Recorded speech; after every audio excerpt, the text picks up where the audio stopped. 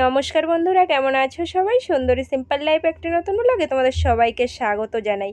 তো দেখো, আমি ঘুম থেকে উঠে স্নান করে পুজোটা দিয়ে দিচ্ছি, কারণ মিষ্টিই পুজো দেয় সব সময়। তো ও আজকে আনুষ আছে, ওদের সঙ্গে একটু খেলছে, তো আমি ভাবলাম ঠিক আছে আমি এই পুজোটা দিয়ে দিই। তো সকাল সকাল পুজোও দেওয়া হয়ে গেল। আর এইদিকে দেখো, মানে বাড়িতে তো অনেক ফুল থেকে পুজো দিই, আর এখানে মাত্র দিদিদের বাগানে দুটোই ফুল পেয়েছি, আর ছোট ছোট দুটো সাদা ফুল। এদিকে দাদা নিয়ে আসলো মানে সকালে দুধ, এই কদিন তো বাড়িতেই ছিল না, তো দুধ নিয়ে আসলো। আমি এখন এই দুধগুলো গরম দেবো, আর নিজের জন্য 1 গ্লাস গরম জল বানিয়ে নিলাম। যে কটা দিন আমি থাকবো, দিদিকে পরিষ্কার করে বলে দিলাম এ কটা দিন তোমার আর রান্নাঘরে যেতে হবে না, রান্নার দিকটা আমি সামলে নেব। তোমার অফিসে যাওয়া কাজকর্মগুলো সেগুলোই তুমি করো, আমি যাওয়ার পরে আবার তুমি তোমার মতো করে সাজিয়ে নিও। তো সকাল সকাল দুধ গরম বসিয়ে দিয়েছি, দিয়ে তারপরে কি রান্না করব সেটাই ভাবছি।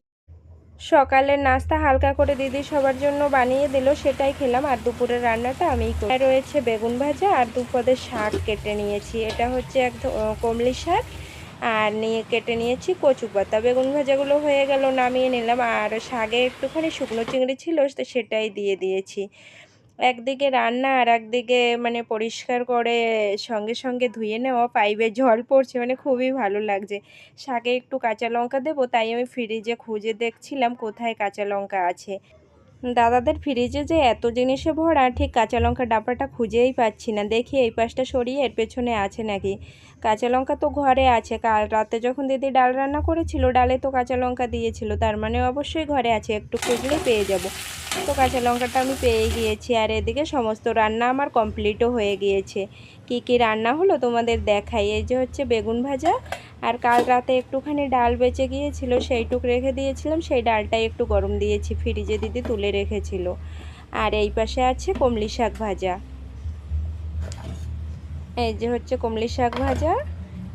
আর এই পাশে আছে কচু পাতা ভাজা, কচু পাতায় আবার একটু টক দিয়ে দিয়েছি। তো আর এই পাশে ভাত, পুরো রান্নাটা কমপ্লিট হয়ে গেল। আর এইদিকে দেখো সঙ্গে সঙ্গে আমার জায়গাটাও পরিষ্কার হয়ে গেল।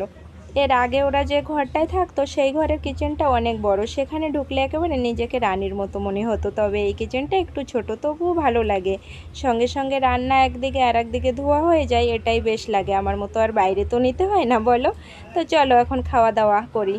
গুড ইভিনিং বন্ধুরা। তো দেখো এখন বাজে 4:30টার মতো, মানে নেক্সট দিন। আমরা যেদিন আসলাম পোর্টব্লেয়ারে, সে আজকে হচ্ছে সেকেন্ড দিন। তো এখন আমি আর মিষ্টি একটু বসে বসে গল্প করছিলাম ওদিকে, আর আমাদের আনুষ আর হানি ঘুমোচ্ছে দুজনে। মানে দুপুরবেলা একটু একটু বৃষ্টি বৃষ্টি হচ্ছিল, যবে থেকেই এসেছি পোর্টব্লেয়ারে তবে থেকেই মানে বৃষ্টি বৃষ্টি, এখনও কোথাও বেরোনো হয়নি, তো হবে আস্তে আস্তে। ওদিকে দাদা আর দিদি বাইরে বাগানে কাজ করছে, ফুল বাগানে। তো চলো তোমাদের একটু ঘুরিয়ে দেখাই।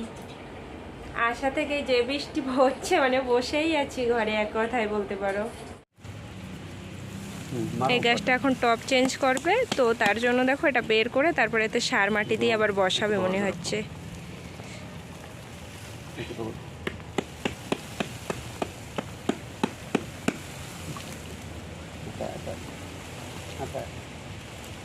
দাদাদের বাগানে অনেক গাছ আছে, পুরো বাগানটা একদিন ঘুরিয়ে তোমাদেরকে দেখাবো সময় করে। তো দেখো এটা মানে গাছটা বেরই করতে পারছে না দাদা, অনেক কষ্ট করে, মানে পুরো ওর ভেতরে গাছ মাটিটা পুরো শক্ত হয়ে যায়। বের করেছে এখন ওর ভিতরে সার মাটি বসে।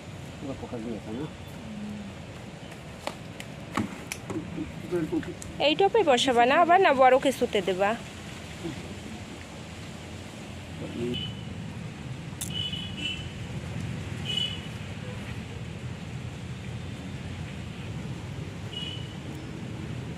পুরো ঝাড় দিয়ে মাটি সরিয়ে তারপরে ওগুলো ঢিলা করে আবার বসাইয়ে আবার গাছ বসাই দেবা না।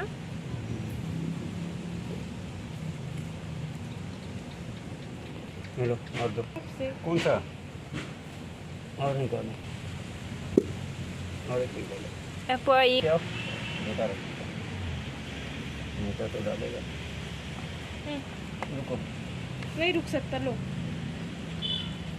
बस প্রতিদিনই নাকি এই গাছের পেছনে ওরা ঠিক সময় বের করে 1 থেকে 1.5 ঘন্টার মতো সময় দেয়। গাছের পেছনে সময় না দিলে তো আর গাছ কি ভালো হবে বলো। এই দেখো কোনোটার গোড়া শক্ত হয়ে যায়, সেগুলোকে আবার মাটি ঢিলা করে দেওয়া, আবার টপ চেঞ্জ করা, আবার কোনটায় পোক লেগে যায় তাদেরকে আবার ওষুধ দেওয়া, এই সমস্ত কাজগুলো তো করতেই হয় বাগানে বলো।